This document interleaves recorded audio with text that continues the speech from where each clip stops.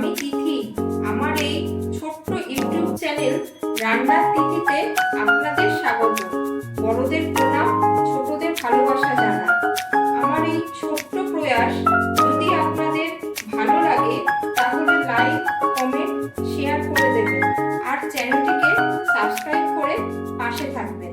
খেজুর গুড়ের পায়েস তৈরি করার জন্য লাগছে দুধ, গোবিন্দভোগ চাল ভালো করে ধুয়ে ঘি মেখে রেখেছি। ঘি মাখালে পায়েসটা খেতে খুব স্বাদ হয়।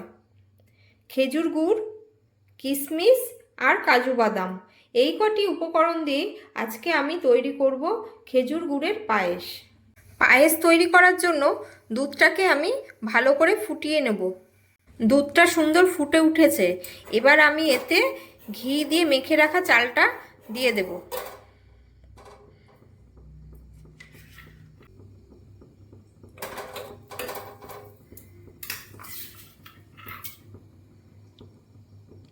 চালটা দিয়ে ভালো করে নেড়ে দিতে হবে, নইলে দলা পাকিয়ে যাবে আর পায়েসটা গোটা গোটা দেখতে খারাপ লাগবে। পায়েসের চালটা দেওয়ার পর দুধটাকে ভালো করে মাঝে মাঝে নেড়ে দিতে হবে যাতে তলায় লেগে না যায়।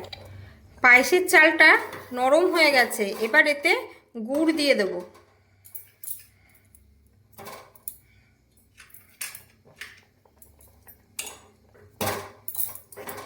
গুড়টা যতক্ষণ না গলে ভালো করে ফুটিয়ে নিতে হবে।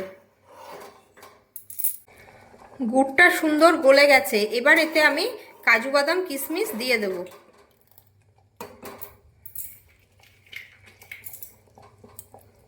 কিশমিশ,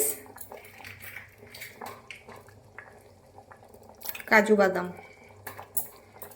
দিয়ে ভালো করে নেড়ে চেড়ে ফুটিয়ে নামিয়ে নিলেই রেডি খেজুর গুড়ের পায়েস। রেসিপিটা আপনাদের কেমন লাগলো জানাবেন। ভিডিওটা ভালো লাগলে প্লিজ লাইক, কমেন্ট, শেয়ার করবেন আর চ্যানেলটিকে সাবস্ক্রাইব করবেন। আপনাদের এক একটি লাইক ও কমেন্ট আমার জন্য শক্তি। আশা রাখি পাশে থাকবেন। পাশে থাকার জন্য অসংখ্য ধন্যবাদ।